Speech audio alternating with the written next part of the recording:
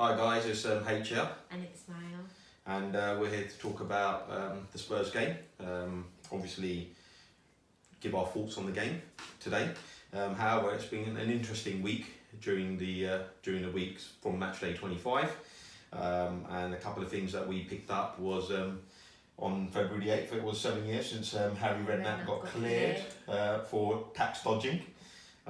Which we all know how that season ended. Yeah. Didn't end really well for us, but good old Harry, still a good character.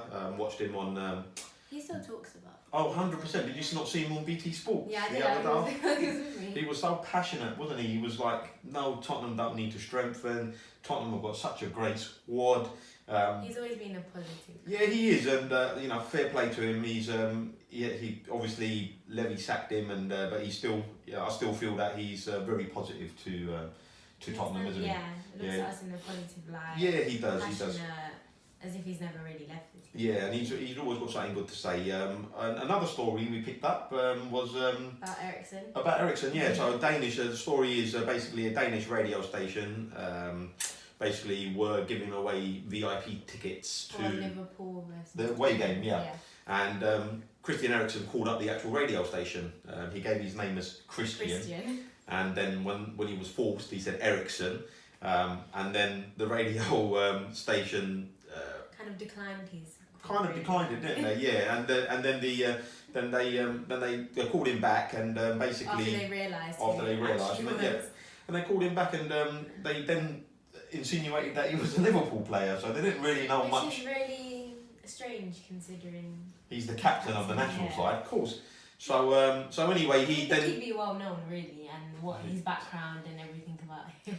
You'd think that if and considering people talking about football, they would know why who would the you players are. Exactly, and so he did call back up. They did speak to him. He did then say that he was a Tottenham player, and he actually. That's obviously quite embarrassing for him, though. Imagine you're. Yeah, but you think about in America where they're daft out there as well, don't they? They don't really know too much about football. They still call it soccer. But he actually kindly donated. He said that the winner of the competition, who will get the VIP trip, will get his shirt, or the one that he plays in. That's my number, actually. That's your number, really actually, nice. 23, which is brilliant. And I'm pretty certain Christian Eriksen's the top guy. He's going to get all the other players to sign for it. Sign on the. That's a really sweet gesture, isn't it? It's fantastic, I think, in itself. To give away your shirt. It shows how our players are really. Yeah, it just shows the togetherness of the squad. Yeah, absolutely. And even with the fans. And even with the fans, yeah. I mean, coming back to the old Harry Redknapp thing. Actually, strangely enough, I actually did listen to his interview just after he got the verdict to say that he was not guilty, and he came out and he just said that.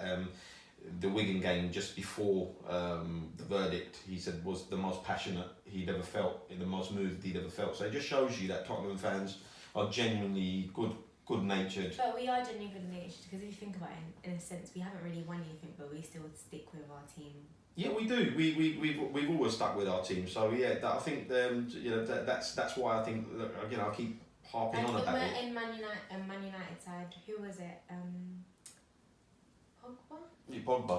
Yeah, there was a video of him that surfaced, and he was with one of the other team members, and it just didn't seem like proper, like the way they played in training and stuff. It wasn't as if they were helping each other progress. Yeah. I think there is definitely a togetherness at Spurs, actually. Then also, it was surprising, actually.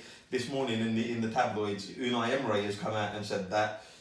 He cannot see Arsenal catching Tottenham, which is strange for our Arsenal manager to say, because you wouldn't want to tell that to your fans, would you? No, absolutely. I mean, I think personally, I've had a few bets myself, so I stand to win a fair amount of money. So it was music to my ears to hear the Arsenal manager actually state that Arsenal cannot finish above Tottenham this season is almost giving up, essentially. And then on top of that, he actually. But your manager shouldn't say that. Like, if Poch came out and said that we couldn't. Oh, of course, I'd be disappointed. I'd be disappointed because you're meant to tell your team that they can reach whatever. Like, there's nothing that's not in reach. But there's 13 games to play for. 3 points. That's 39 points. 39 points. Okay, it is admittedly if they weren't playing us. If they weren't playing us, then I would say. you know what? I can see why he's made that statement. But we're actually playing them. So, if they beat us, which obviously we don't want to, actually, ironically, they play us on March the 2nd, and guess what? It's Pochettino's birthday on the North London Derby day. So, Tottenham, do not let down Poch on that day. But Tottenham do seem to have a record of letting people down on very important days. Yeah, but the record for North London Derby, they are more likely to win if you look at statistics. It's statistically, but it is at home. Or coming back to it, it's not at home actually. So Spurs did release a statement. Tottenham released a statement regarding the new stadium, and they've actually moved just the one game, which seems like to me, having I've done a little bit of research and read lots of tabloids and stuff. Tabloids seem to think that point towards the fact that we're going to have the opening fixture against either Crystal Palace or Brighton, but because they're both in the FA Cup, them games could change a little bit, as in they may not play that weekend, so they may get pushed forward. And yesterday I watched Poch's press conference. I watched all of it actually, and he seemed to say he was hopeful that there would be some games, because he actually pointed to the crowd. He said that we're only getting 30,000. I think we only got 40,000 against Newcastle, and I think Tottenham fans in general have just kind of given up on. I mean, I suspect we're going to the game on. No, but that's true for us. Like season tickets hold. Yeah. He was a season ticket holder last season. I went to fair bit of matches, but it's a big travel for a lot of fans to get there, and then after the match, let's say you lose, you don't really want to have that long journey back home either, do you? Absolutely. Think about the Champions League nights that we've been to. And we went against Hugh March the 7th last year. He missed his son's birthday, I missed my brother's birthday, just to go all the way to Wembley, and we ended up losing. Yeah, remember that journey home? It was horrible. It's a horrible journey home. We're up in Essex, so we're going east to west. So coming back, we get home at like 11, 12 in the night. Yeah. After a horrible game, it's just not a nice feeling, really. Yeah, and the other thing was the typical journalist asking the same old questions to Poch, saying about trophies and stuff, but Poch actually handled it. That's all they can ever really ask. That's all they can throw at us, because really... Because everything else in our team is up to scratch, if I'm honest. We're not an elite club, right? We think we're an elite club, but the press, they'd rather have someone else in our place. And what it is no one seems to want us to do well. That's a fact. No one. Even the press, I think, don't want to see us doing well, and because we're doing well. Because it's something to talk about. It's always going to be something to talk about. I totally agree on that. And the thing about it is, as well, Poch nailed it. He turned around and said what his feelings were. He said, we're doing fantastically well. And I have to agree. We are doing absolutely fantastically well. I mean, I can't speak from experience because I haven't watched football for maybe as long as you have. But the Tottenham side that I've seen have been absolutely amazing. And I can't really relate to losing or losses or seeing us do really bad, because I've never honestly seen it in my life. They're just the big games, like the Juventus game last year. I think it's maybe sometimes pressure, like so much pressure is put by the press, by other teams. Tottenham hasn't won anything. That when we get to that stage, it's like we kind of sort of crumble, because it's built up that that's just how it's meant to be. We can't win anything. No, but I think that's changing. The mentality is definitely changing there. Especially members like Harry Kane, Ericsson, Son, Ali, who goes out there in big matches and he always turns up, 100%.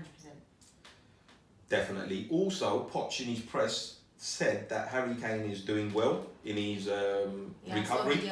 There was a video of him on Twitter that did the rounds. He actually said that he basically said he's not going to be available for the game against Leicester. He won't make the first leg against Dortmund, but there's every chance he's going to be back for the Burnley game. So Burnley's actually quite a hard side. Yeah, it is, and if he's back for that, then he certainly should be back for the two big games, the Chelsea game and the North London derby. And we're going to need. I'm quite excited for Chelsea. Yeah, I'm quite excited for Chelsea. I think coming back to the semi-final, I think we would have beaten them had we had our big hitters on that day. We gave them a game anyway. Yeah, considering we didn't have a lot of our players. Yeah, so I think had we had the players that day, we would have beat them. So having Harry Kane back for them two fixtures is going to be huge. Now let's go to the Leicester game. It's going to be a tough game. Need a win, no matter what it is. We need an absolute win. I personally, I was thinking about the team actually, and I actually think Danny Rose isn't going to play. Strangely enough, because I think he needs to balance between, obviously we want to win the game on Sunday because we are 5 points behind, and although we're outsiders, You just never know. So I'm not kind of ruling us out, but I'm not ruling us in yet. No, not yet. I think we need for the title race. We need Liverpool to lose today, don't we? Yeah, I and think. the gaps need to be around about. Well, no, if Liverpool lose today, if they lose today, and which is highly. well, they've been struck. You could But sense the pressure. yeah. You can sense the pressure with them. So I actually think he's going to give Danny Rose. I don't know if you agree, but I think he's going to give Danny Rose. I think he's going to be on the bench anyway, and I think he's going to play Jan at left back. And I thought Jan was fantastic when he played left back the last game. He was up and down, putting some lovely crosses, and I think Jan's going to play left back as much as he doesn't like to. And then I think he's going to play Toby and Sanchez at centre half, and I think he'll play Aurier and save Trippier for the Champions League tie against Dortmund. Aurier didn't play. And I think Winston Sissoko are just number one on the team sheet at the moment. Them two. And then I actually think he's going to give Son a rest and play Llorente up top. I think he's going to save Son and have him on the bench. I said, he needs to play Llorente because Llorente's not going to score goals if he doesn't play. Absolutely. And also I think then Eriksen, Moura and Lamela can be the three in behind. And I think that's a strong side. And I think Lamela does make a few mistakes. He does, but I think that's a strong enough side. Yeah, Laurie's in goal, and I think that side should really get the points. Again, I don't think Lloris will be in goal for FA Cup. Not FA Cup, Champions League. Yes, he will. Yes, he will. Yeah, he's top goalkeeper. He'll play. I think Gazaniga now will just be there just for basically cover now and for an injury. I think for a while, Lloris wasn't really playing. He's made a few errors, but David De Gea hasn't been great until he turned up at Wembley that one game. Honest to God, that was just amazing. I don't know how he did. Typical, if you look at that, it's just. It was just every single. Can't really say. It was like But then Elastic when Man. It was like the Elastic Man. World Cup last year, he was. Yeah, he was poor. He made a mistake. But look, Lloris, he's a World Cup winner. He's the World Cup winner. He lifted the World Cup for France. So no way. Let's hope he can lift something. I think he will lift something. I actually genuinely believe this Tottenham side will win something in the next 2 years. Will definitely win something. I mean, the key is obviously this summer window. There's obviously lots of rumours around Eriksen. Poch was asked again in the press conference, and he said there was no change. I think actually it's going to depend on Real Madrid and Hazard.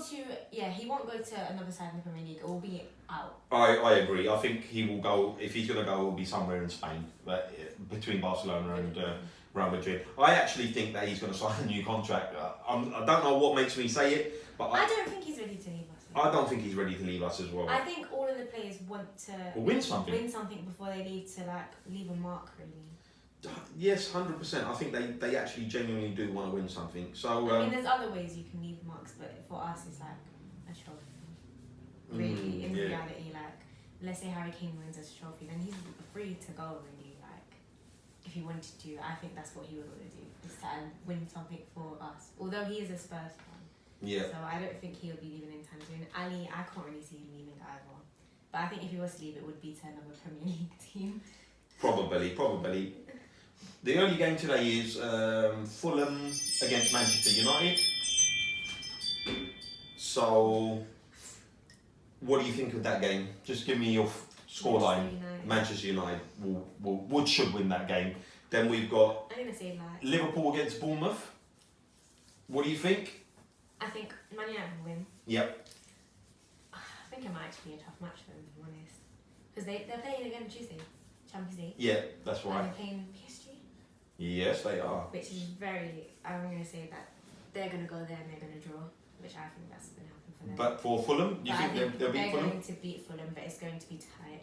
It's going to be tight. Yeah, I think games are. What about Liverpool against Bournemouth, which is a 3 o'clock kickoff? It's going to be a draw. It's going to be a draw. I have a strong feeling that it will be a draw. I actually think, you're hearing it from me, I actually think Bournemouth are going to pull off an upset today. I think Bournemouth will win today. I don't think Bournemouth will win. I think they're going to win 2-1. I think a draw. What? As in, I think Liverpool will score first then, and then Fulham will just come through with both goals. Okay, and tomorrow you got, obviously we're playing the early kick-off, so what do you think? Give us your scoreline.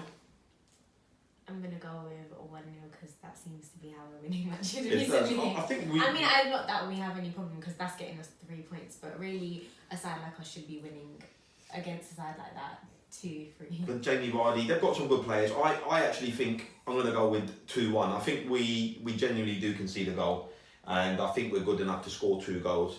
So I'm going to go with 2-1 for us tomorrow, and then we've got the last game because we're concentrating on the top because that's where we are. The last game is Manchester City against Chelsea. Yes. Man City gonna win. Man City going to win. Okay, I personally think Chelsea aren't really up to scratch. I think once the new manager came in, it was like a boost for them for a short amount of time, and now it's kind of just gone back to the way it was originally. I actually think it's going to be a draw. I think it's going to be a 1-1. I think that the result will I think we're going to have some favourable results. And the last one actually is, I'm pretty certain it's Huddersfield playing Arsenal. I'm going to go for a Huddersfield win. 2-1. Obviously, you're going to say that. We want a Huddersfield win. No matter who Arsenal's playing, you always support the other team. Yeah. But I see that being. I feel like there's going to be quite a few draws. I think everyone's getting a bit tired, especially teams like us that are in other competitions or are getting ready for other competitions. Yeah. Champions League is a big thing for. Champions League's a big thing. So what do you? I'm going to push you on the Huddersfield Arsenal before we. Draw 1-1. 1-1 draw. Okay, guys. Well, that's our thoughts over the week and for the weekend We'll be back match. tomorrow, really, for our Premier League match and day. then we'll have a vlog up on Wednesday, which Yeah. will be attending. We're going to be attending the game, so we'll have some videos up on Wednesday from Fingers crossed that will Wembley. be a good vlog. Absolutely. Big Come win. on, you Spurs.